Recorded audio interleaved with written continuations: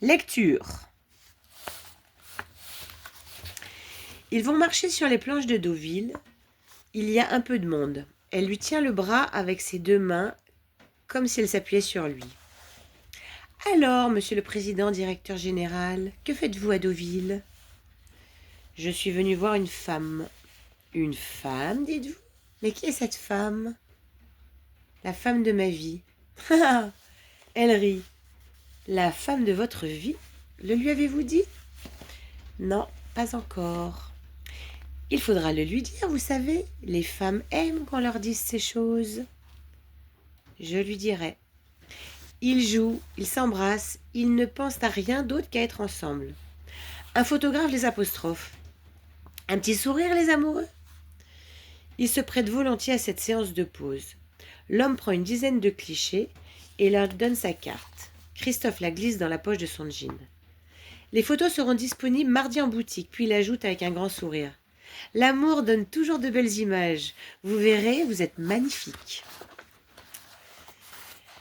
Blandine est un peu surprise que Christophe ait pris la carte, mais ne fait pas de commentaire.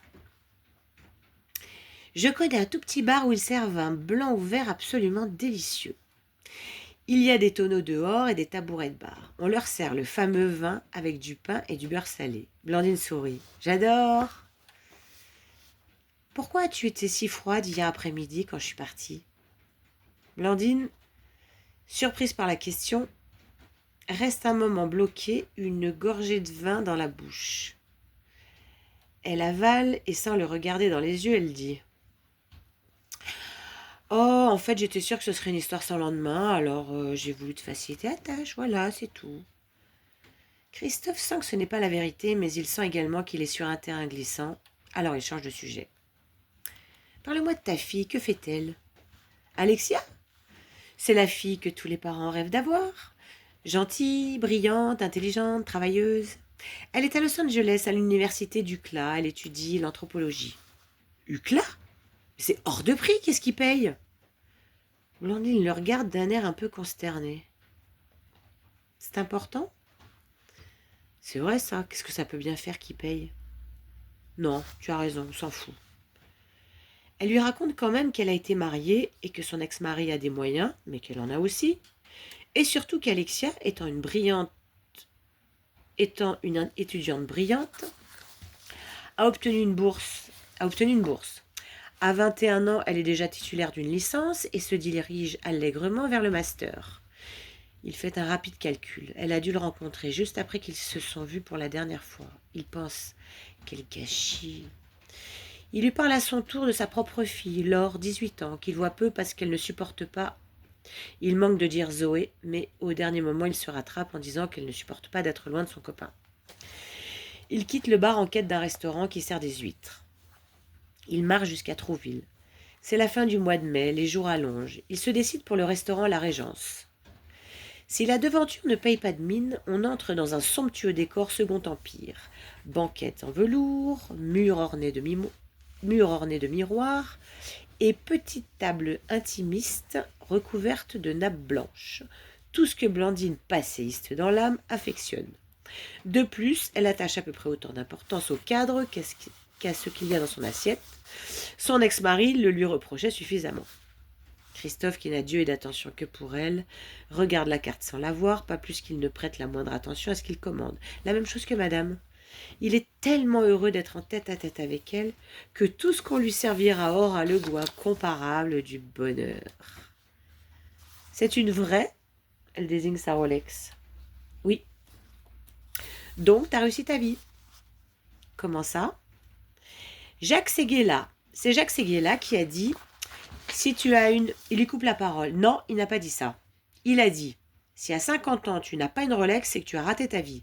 Ça ne signifie pas que si tu en as une, tu l'as réussi. Oh, je ne te savais pas si philosophe. Alors c'est quoi réussir ta vie d'après toi? Réussir sa vie d'après toi? C'est tout sauf ce que je croyais jusqu'à présent, se dit-il. Être libre de faire ce qu'on aime. Elle sourit encore. J'aime bien les mots que tu utilises. Et qu'est-ce que tu aimes faire? Elle continue. Te regarder manger des huîtres. Alors tu peux dire que tu as réussi ta vie, répond Blandine en avalant l'une d'elles. Elle continue. Savais-tu que dans la Grèce antique, et notamment à Athènes, certains votes se faisaient à l'aide de coquilles d'huîtres. On gravait sur la partie plate le nom de l'homme qu'on voulait élire. Hein, ça t'embouche un coin, pas vrai? Elle éclate de rire. Il adore parler avec elle, c'est si léger. Et Stéphane, comment va-t-il? Vous vous ressemblez toujours autant? Stéphane, c'est le gentil moi, ça n'a pas changé. J'ai l'impression du contraire. T'es devenu un gentil toi aussi. Il n'a pas souvent entendu ça, peut-être même jamais. Ça lui fait comme du velours sur le cœur. La différence de caractère entre les deux frères a toujours été aussi importante que déconcertante. Stéphane est cool, accessible, bienveillant et plein d'humour, tandis que moi, pense Christophe. Il serait bien en peine de se définir, mais dans la boîte, tout le monde préfère Stéphane, ça, il le sait bien. Comme dans une paire de flics. Il y a le gentil et le méchant. Et il a toujours pensé que c'était nécessaire, que d'avoir deux patrons cool ne serait pas bon pour les affaires ni pour le management.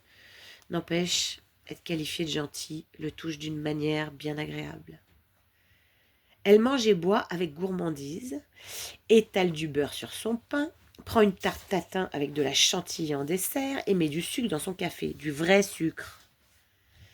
Il ne peut s'empêcher de faire la comparaison avec Zoé, qui en général touche à peine à ce qu'il y a dans son assiette de peur de grossir.